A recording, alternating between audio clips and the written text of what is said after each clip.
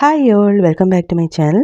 അപ്പോൾ തേങ്ങ അരച്ച് വെച്ച ഒരു അടിപൊളി ഗ്രീൻ പീസ് കറി എങ്ങനെ ഉണ്ടാക്കുന്നതെന്ന് നോക്കാം. അതിന് വേണ്ടി തലേദിവസം കുതിർത്ത് വെച്ച 1 കപ്പ് ഗ്രീൻ പീസ് നമുക്ക് കുക്കറിലേക്ക് ഇട്ട് കൊടുക്കാം. ഇനി നമുക്ക് ഒരു 3-4 അല്ലി വെളുത്തുള്ളിയും കൂടി ഇട്ട് കൊടുക്കാം.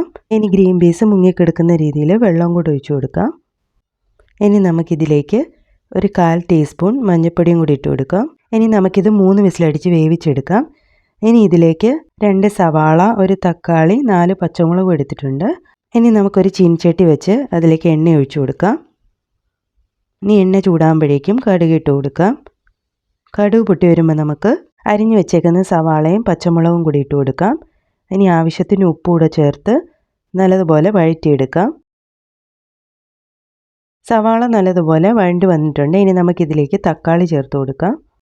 തക്കാളിയും കൂടിയിട്ട് നമുക്ക് നല്ലതുപോലെ വഴറ്റിയെടുക്കാം. എൻ്റെ വീഡിയോ ആദ്യമായിട്ടാണ് കാണുന്നതെങ്കിൽ ഒന്ന് സബ്സ്ക്രൈബ് ചെയ്യണേ. കൂടെ ആ ബെല്ലൈക്കണും കൂടെ ഒന്ന് ക്ലിക്ക് ചെയ്തേക്കണേ. ഇനി നമുക്കിതിലേക്കുള്ള അരപ്പ് റെഡിയാക്കി എടുക്കാം. അതിന് വേണ്ടിയിട്ട് ജാറിലേക്ക് ഒരു പിടി തേങ്ങ ഇട്ട് കൊടുക്കാം. ഇനി ഇതിലേക്ക് 1 ടീസ്പൂൺ പെരിഞ്ചീരകം, കറുവപ്പട്ട, ഗ്രാമ്പും കൂടി ഇട്ട് കൊടുക്കാം. ഇനി ഇതിലേക്ക് നമുക്ക് ഒരു മുറി തക്കാളിയും കൂടി ഇട്ട് നമുക്കിത് നല്ലതുപോലെ അരച്ചെടുക്കാം. തക്കാളി ഇവിടെ വഴണ്ടി വന്നിട്ടുണ്ട്. ഇനി നമുക്കിതിലേക്ക് 1 ടേബിൾ സ്പൂൺ മല്ലിപ്പൊടിയും 1/2 ടീസ്പൂൺ ഗരം മസാലയും കൂടെ ചേർക്കാം. ഇതിലേക്ക് ഞാൻ മുളക് പൊടി ചേർക്കുന്നില്ല. പച്ചമുളകിന് എരിയുള്ളതുകൊണ്ടാണ് മുളക് പൊടി ചേർക്കാത്തത്. നിങ്ങൾക്ക് വേണമെങ്കിൽ മുളക് പൊടി ചേർക്കാം. ഇനി നല്ലതുപോലെ വഴറ്റിയെടുക്കാം. മസാലയുടെ പച്ചമണം മാറുന്നത് വരെ വഴറ്റി കൊടുക്കാം.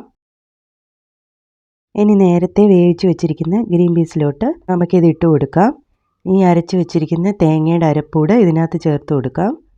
ഇനി നമുക്ക് ഗ്യാസ് ഓണാക്കാം. ഇനി ഇതിലേക്ക് ആവശ്യത്തിന് വെള്ളവും കൂടെ ചേർത്ത് കൊടുക്കാം. ഇനി നമുക്ക് നല്ലതുപോലെ ഇളക്കി കൊടുക്കാം.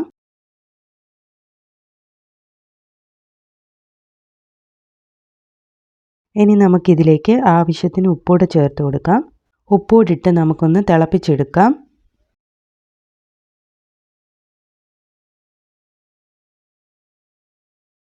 ഇനി നമുക്ക് കറിവേപ്പിലയും കൂടെ ചേർത്ത് കൊടുക്കാം.